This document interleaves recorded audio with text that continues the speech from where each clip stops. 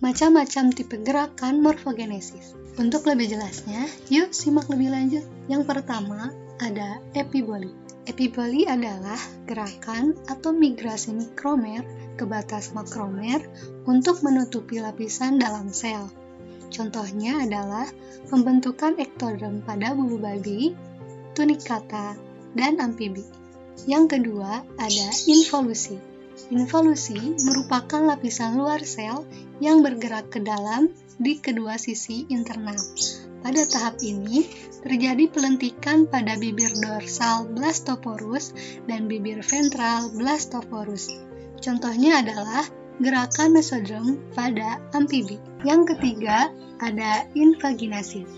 Invaginasi merupakan gerakan melekuknya sel ke arah dalam. Salah satu contoh dari invaginasi ialah pada gerakan endodermis bulu babi. Yang selanjutnya ada evaginasi.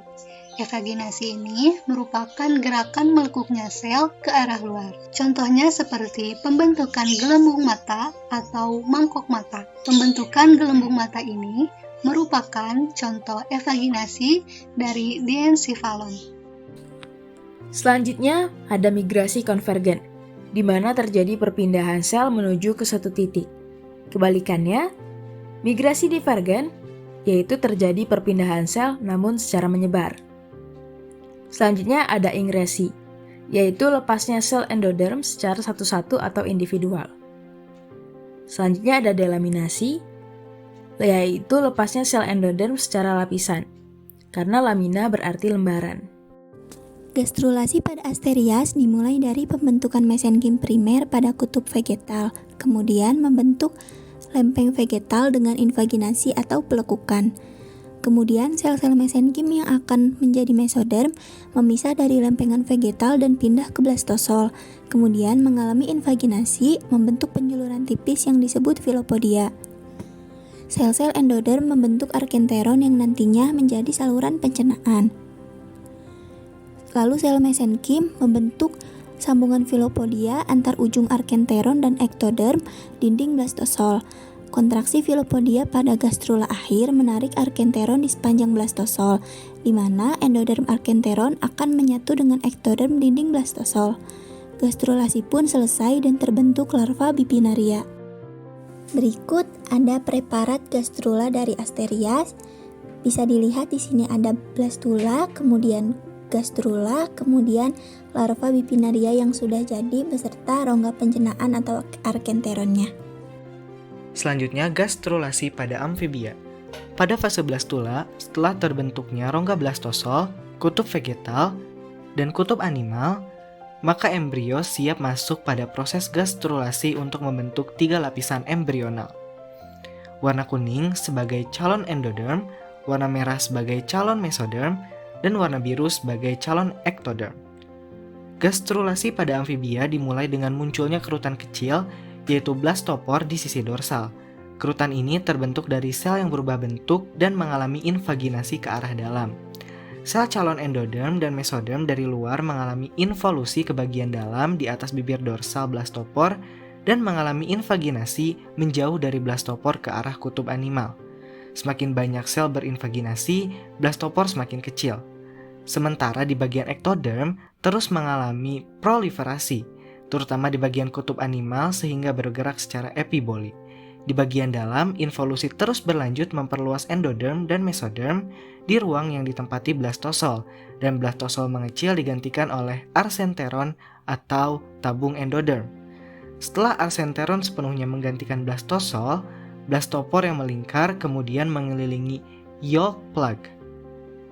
Sel-sel yang menonjol tersebut bergerak ke arah dalam saat proliferasi ektoderm, menyebabkan blastopor semakin menciut.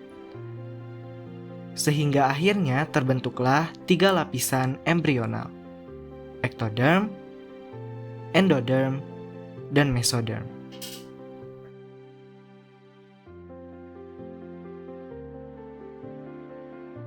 Gastrulasi pada Aves dimulai dengan pembentukan primitive streak. Primitive streak terbentuk dari proses proliferasi dan migrasi sel-sel epiblast.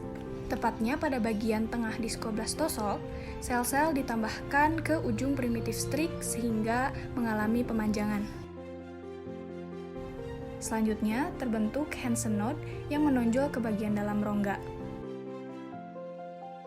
Kemudian, terjadi proliferasi dan migrasi sel-sel sehingga pada bagian primitif node terbentuk primitive pit.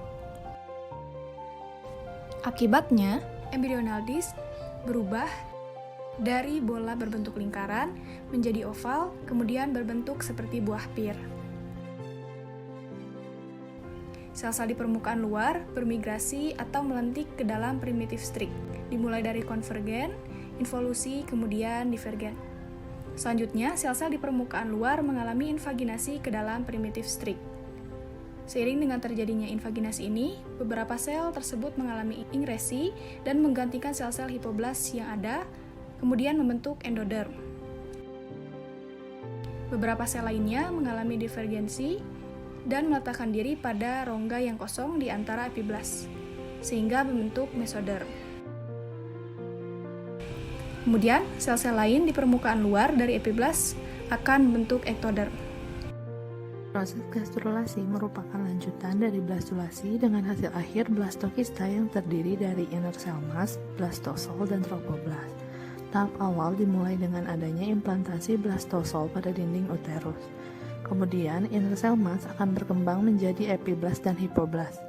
Setelah itu akan terjadi ingresi epiblast melalui primitive strike yang membentuk mesoderm dan endoderm.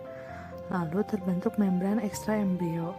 Di sekitar area implantasi oleh tropoblast akan terbentuk plasenta. Tropoblast akan berubah menjadi sitotropoblast dan sintitiotropoblast. Hipoblast akan menjadi endoderm dan berproliferasi menjadi endoderm ekstra embrio. Sel-sel yang tersisa di epiblast kemudian akan membentuk ektoderm.